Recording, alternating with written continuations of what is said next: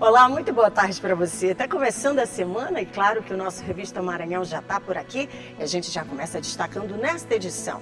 O mês de março chamando a atenção para a saúde da mulher. O câncer do colo do útero e a endometriose são alvos de campanha. E você vai ver também que é cada vez maior o número de mulheres que apostam no empreendedorismo. E aqui no estúdio a gente vai te dar dicas de como profissionalizar o seu negócio. E tem um estudo do perfil da população negra apontando queda na taxa de analfabetismo. E você vai ver também que agricultores estão criando estratégias para amenizar os impactos durante o período intenso de chuvas aqui no estado. Tudo isso e muito mais é a partir de agora no seu Revista Maranhão, que já está no ar.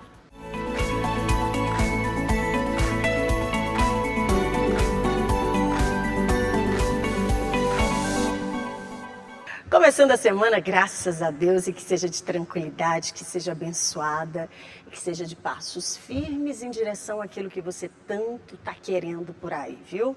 Olha, o ano já começou, em definitivo, então vamos botar em prática aí tudo aquilo que você está planejando, tá? Passinho de cada vez a gente vai construindo aí o nosso caminho.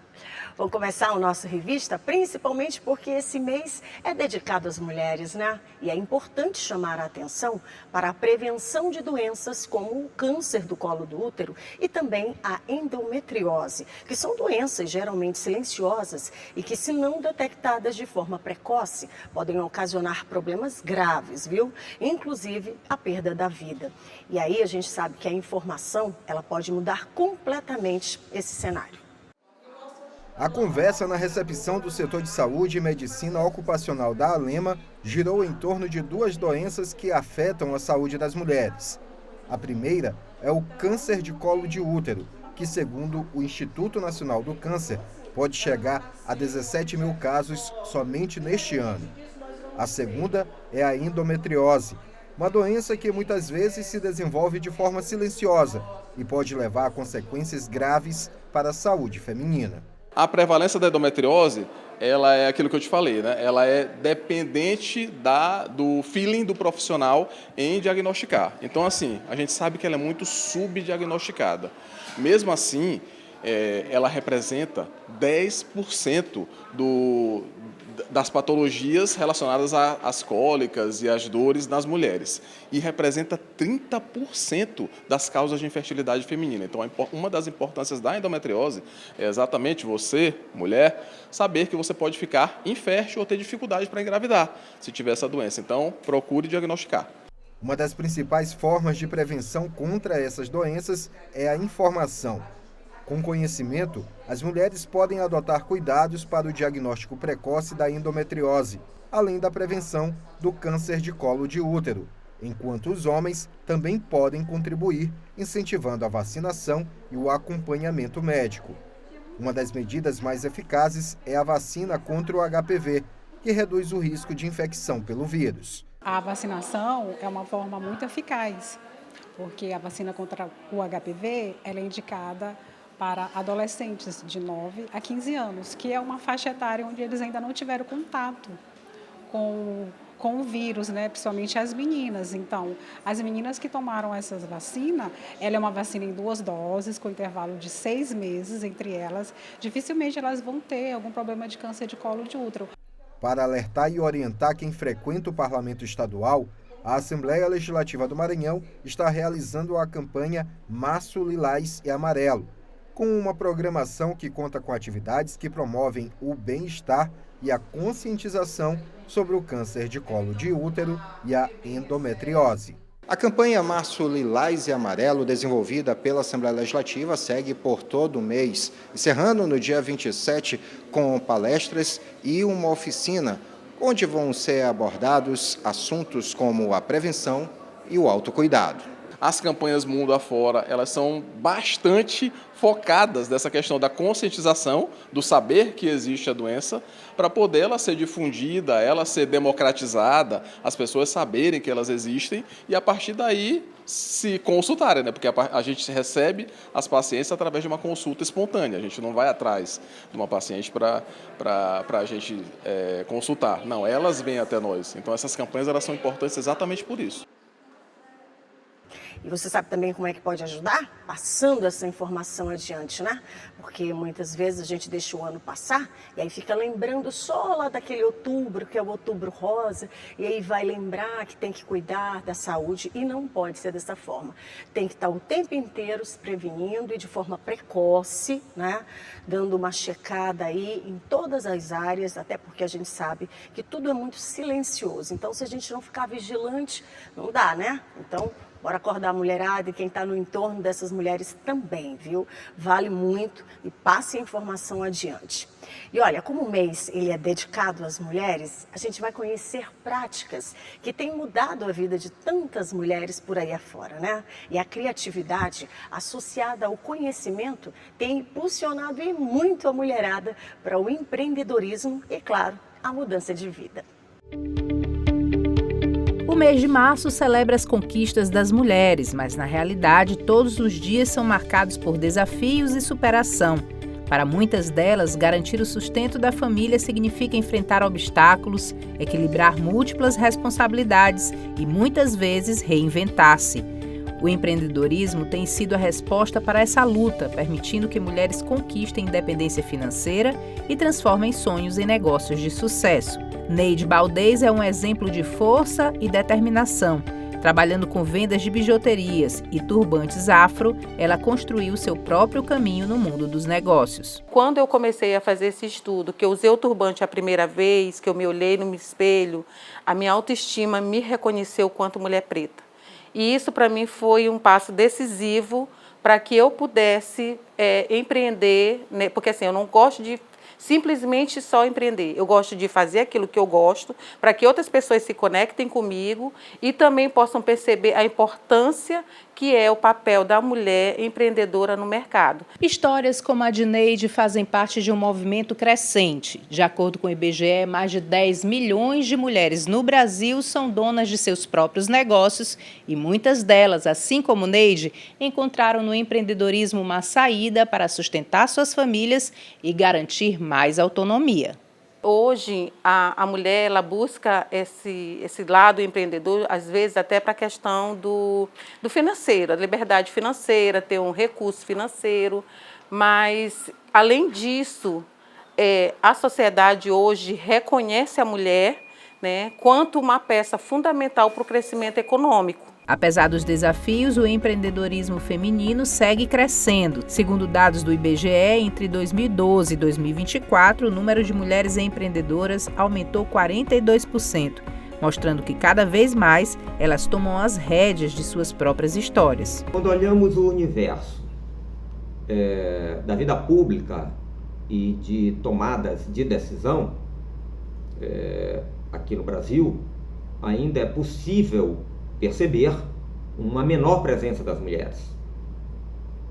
Por exemplo, olhando a composição dos condutores dos ministérios ou de pastas com status de ministérios aqui no Brasil, no ano de 2017, 7,3% deles eram conduzidos por mulheres. Em 2020 não avançou tanto, foi para 8,7%. Em 2023 deu um salto para 23,7%, mas é preciso avançar mais. Seja por necessidade ou por vocação, muitas mulheres encontram no empreendedorismo um caminho para a independência e o empoderamento. E com mais incentivos e oportunidades, esse movimento só tende a crescer. Para essas mulheres, o trabalho é diário, a luta é constante, mas a conquista da autonomia financeira é um sonho que se torna realidade.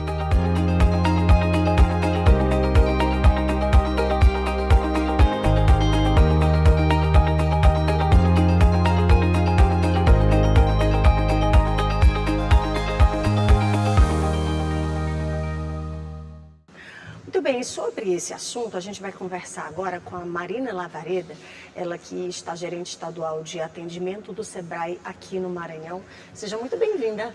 Eu que agradeço a oportunidade de estarmos aqui, mostrando o nosso trabalho, mostrando como é que o Sebrae tem atuado frente ao empreendedorismo feminino. Olha só, eu acho extremamente oportuno, eu acho que não é só durante o mês de março que a gente tem que debater, tem que alertar, tem que chamar a atenção e tem que incentivar também. Mas eu acho que Qualquer oportunidade que a gente tenha para fazer isso é sempre muito bem-vindo. Mas, como o mês é de março, eu acho que a gente tem aí uma série de situações oportunas e positivas para que a gente possa, né, chamar essa atenção. E eu fico muito feliz, porque a gente sabe que muitas frentes, sobretudo depois da pandemia, foram se abrindo, né, nessa direção da mulher, criando oportunidades para ela. Mas é necessário também, em razão, a gente sabe que dessa coisa do, né, no afã de querer fazer, de querer empreender, de querer que dê certo, né? Muitas vezes você coloca aquele pouco que você tem e às vezes vê indo embora sem um resultado imediato. E aí, a gente pode dizer que isso é um alerta, um sinal vermelho de que a gente realmente precisa, né, buscar um encaminhamento técnico? É isso mesmo, Kate. Essas ocorrências acontecem, né? As pessoas, elas pegam, às vezes, o pouco recurso que tem para investir em sonhos. E esses sonhos, muitas das vezes, elas dominam a técnica muito bem. Às vezes, até sabem vender bem, mas precisam ir além. Precisa se capacitar, ter um planejamento estratégico do negócio para saber aonde quer chegar. Então, eu preciso compreender fases antecedentes à abertura da empresa, como, por exemplo, para quem que eu quero vender? Qual é o perfil, qual é a minha segmentação de mercado?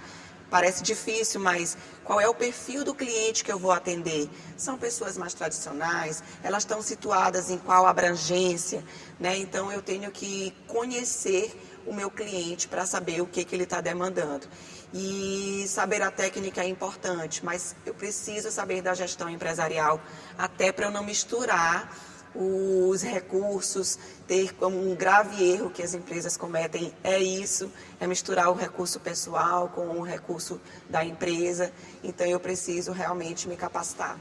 Agora, é interessante também que muita gente tem esse perfil, né, empreendedor, mas quantas vezes eu já ouvi as pessoas falando que, por um lado, elas sabem a técnica, mas elas não sabem gerir, né? Isso. E aí, no meio disso, se atrapalham. Aí tem a questão financeira também, que faz parte da gestão. E é necessário, nesse momento, que você tenha uma segunda pessoa, ou só você se organizar e buscar esse auxílio já resolve? Resolve se você estiver buscando o auxílio certo, né? Então, eu tenho que saber quais são as minhas dificuldades, eu tenho que saber quais são as minhas deficiências dentro do negócio, como a gente já colocou. Saber só a técnica não é importante. Hoje o mercado ele é muito competitivo em diversos setores, em diversas áreas. Então, eu saber me diferenciar no mercado, qual é, a gente chama de proposta de valor, mas na verdade qual é o que eu estou agregando no meu produto. É um serviço a mais, é um delivery estruturado, é uma personificação, uma customização pensando no meu cliente. Então, são fatores que podem vir a agregar. E se eu for ter um sócio, se eu for ter uma pessoa na equipe, que essa pessoa venha agregar naquilo que eu não tenho ali em domínio, que venha ali agregar com seu conhecimento também dentro da estrutura da empresa. E como é que o Sebrae atua hoje? Ele consegue pegar na mão desse empreendedor desde o início e encaminhá-lo aí em toda essa vida, digamos, profissional empreendedora? Com certeza. O Sebrae é uma instituição que já existe há mais de 50 anos. Sempre trabalhamos com homens e mulheres, mas desde 2019, o Sebrae Nacional criou em todos os estados da federação o Sebrae Delas. Então, o Sebrae Delas, ele veio trabalhar as mulheres empreendedoras de uma forma muito mais estruturada, olhando para as suas necessidades reais, porque a mulher, ela tem desafios além do que normalmente os homens enfrentam, né? São desafios que a gente já conhece aí da rotina da mulher, então para ela empreender tem sim muito mais dificuldades. E aí o Sebrae tendo esse olhar, a gente consegue perceber essas necessidades. Então, mulheres que ainda não se imaginaram empreendedoras, mas que estão começando a dar os primeiros passos, a gente pode conversar, pode orientar e elas podem vir a despertar por um empreendedorismo. mulheres que já têm uma ideia de negócio e que querem estruturar como é os primeiros passos, como começar, a gente segura na mão também. E mulheres que já têm uma empresa aberta, seja uma microempreendedora individual, seja um porte mais estruturado de gestão, a gente também consegue apoiar na ampliação de mercado, na implantação de inovação, de processos, de produtos, ampliação de mercado, às vezes até internacional. A gente tem o nosso Prêmio Mulher de Negócios já há mais de 20 anos. Tá para abrir as inscrições aí nos próximos meses aí. Opa, a gente já vai abrindo as inscrições do prêmio. E o prêmio vem para isso, para a gente escutar essas histórias, premiar essas mulheres que são tão... Incentivar, né? Exatamente, incentivar toda essa lida, né, que é o empreendedorismo. E olha, por falar em lida, a gente sempre costuma dizer aqui, né, que o Maranhão ele é territorialmente gigantesco. São 217 municípios, é muita coisa para percorrer. Bom, a Dona Maria, a Dona Joana, a Tereza, a Maria Clara, que está aí, né, em todas as regiões do Maranhão, né, e que de repente está ouvindo a gente aqui nesse papo bacana de empreendedorismo e está perdido, mas quer essa ajuda. Às vezes a gente fala, né, no universo pensando que é só aqui, né, capital, região metropolitana, mas o Sebrae hoje atua em todo o Maranhão? A gente sim consegue chegar e atuar em todo o Maranhão. Em termos de regionais próprias do Sebrae Maranhão, nós temos 12 unidades de negócios, elas trabalham com abrangências e aí elas conseguem estar presentes nos 217 municípios. Nós temos a parceria com as prefeituras municipais em 156 municípios, nós temos salas do empreendedor, que são parceiras que fazem uma escuta, dão um tratamento para a demanda do empreendedor e levam essa demanda para o Sebrae também. Então, são parceiros com atendimento de soluções do Sebrae e a gente consegue estar ali pertinho. Então, temos o Sebrae na sua empresa, onde a gente chega na porta do empresário, aplica um diagnóstico, ouve sua demanda, vê como é que está a questão da maturidade da gestão dele e a gente consegue atender nos 217 municípios. Agora, rapidinho para quem está em casa. Uma dica rápida. Qual que é esse passo a passo? Estou aqui cheia de ideias e quero, a partir de agora, já colocar em prática. Qual o primeiro passo? O primeiro passo é você entender o seu negócio. Quando as ideias estão na cabeça, a gente pensa que pode abraçar o mundo. A gente precisa começar a tirar as ideias da cabeça e colocar no papel. Então, respondendo algumas perguntas básicas. Qual é o meu negócio? O que eu vou oferecer de produtos e serviços agregados? Qual é o meu diferencial? Quem eu vou atender? Como que eu vou me comunicar com essas pessoas que eu vou atender? Então, em que canais que eu vou estar presente?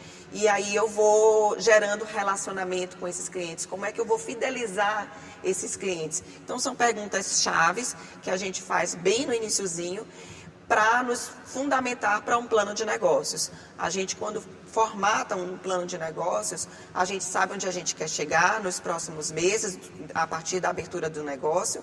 E a gente sabe uma estimativa de vendas, trabalhamos com metas, e aí a gente consegue estruturar melhor o nosso modelo de gestão.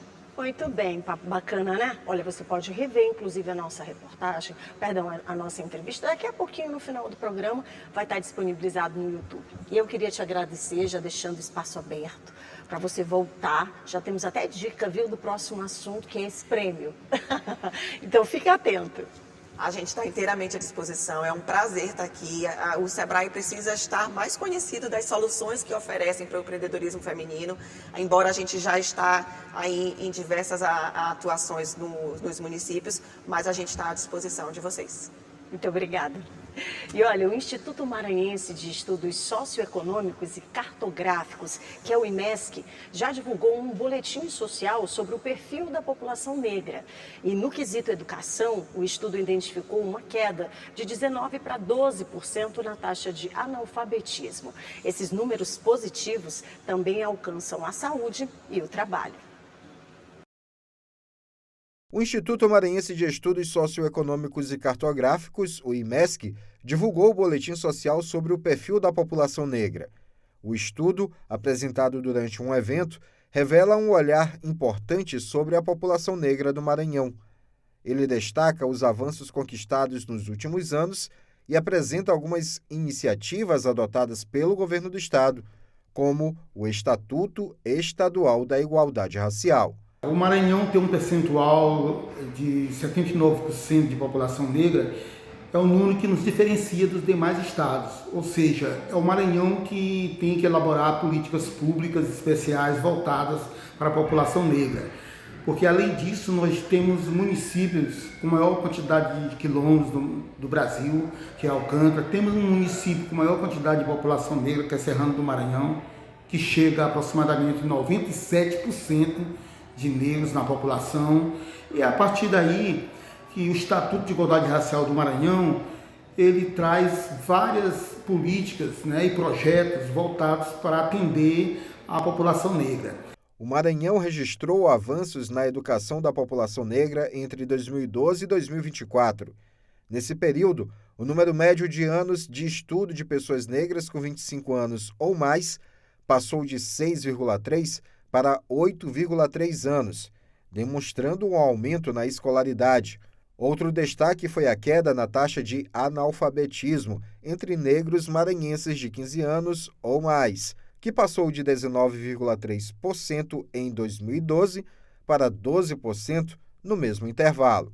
As políticas para a população negra também alcançam áreas como saúde e trabalho. É uma política que vem sendo desenvolvida em vários municípios do estado através da Força Estadual de Saúde, a exemplo do Programa Maranhão Quilombola, que tem um projeto ADRQ, Agente de Desenvolvimento Rural Quilombola, capacitando jovens negros dos quilombos para que ingressem no mercado de trabalho, projetos voltados para a educação.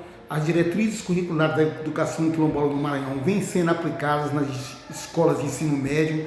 Além disso, também prestando assessoria aos municípios para que apliquem nas escolas de ensino fundamental. Nós temos também políticas voltadas para os povos e comunidades de matriz africana, a exemplo do decreto de proteção dos direitos dos povos e comunidades de matriz africana e do plano da política de matriz africana que está sendo concluída agora e vai ser levado ao governador Carlos Brandão para ser aplicada. Portanto, são várias políticas que vêm sendo aplicadas e que estão no planejamento do governo do Maranhão para os próximos anos.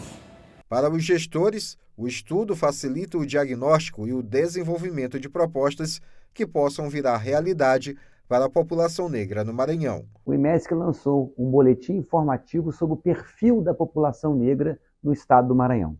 Uma importante ferramenta para que a gente possa diagnosticar e formatar políticas públicas que atendam às necessidades e aos anseios dessa população negra, que é a maior fatia da população do estado do Maranhão. Então, o governo do estado está preocupado em promover políticas públicas inclusivas que possam levar mais acesso à educação, saúde e trabalho para a população negra do estado do Maranhão. Olha só, e no próximo bloco a gente traz o Corpo de Bombeiros chamando a atenção para o risco do resgate de animais silvestres. E tem ainda agricultores que estão precisando driblar, viu, esse período intenso de chuvas para não impactar diretamente na produção. É um instante só, não sai daí que eu volto já já.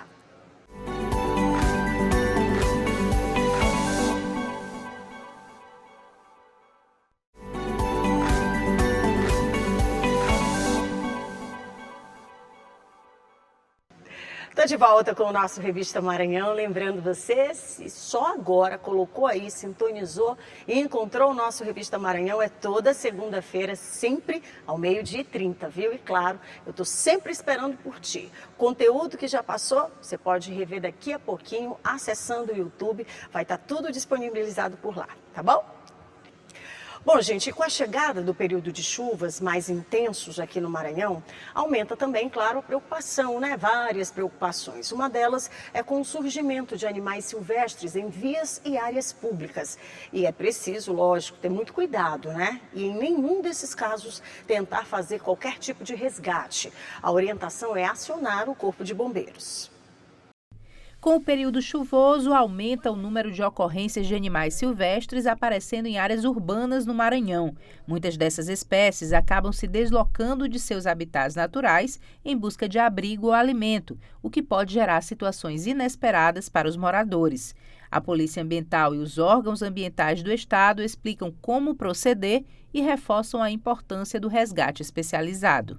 Todos esses animais que a gente faz essa apreensão, a gente leva até o Centro de Triagem de Animais Silvestres, né, que pertence ao IBAMA, onde lá tem profissionais que eles fazem esses cuidados iniciais com esses animais, né, que estavam em cativeiro, para posteriormente fazer essa reintrodução deles no seu habitat. Então, é um trabalho que a gente está fazendo aí diuturnamente, né, em prol aí do nosso meio ambiente. O resgate e a reintegração desses animais ao meio ambiente são fundamentais para a preservação da fauna local. Por isso, a atuação da Polícia Ambiental e dos órgãos ambientais é essencial para garantir o equilíbrio entre a cidade e a natureza. Em caso de aparição desses animais, as orientações são: mantenha calma e distância segura. Não tente capturar ou alimentar o animal. Isole o local e evite o contato direto. Acione o Corpo de Bombeiros pelo telefone 193 ou a SEMA.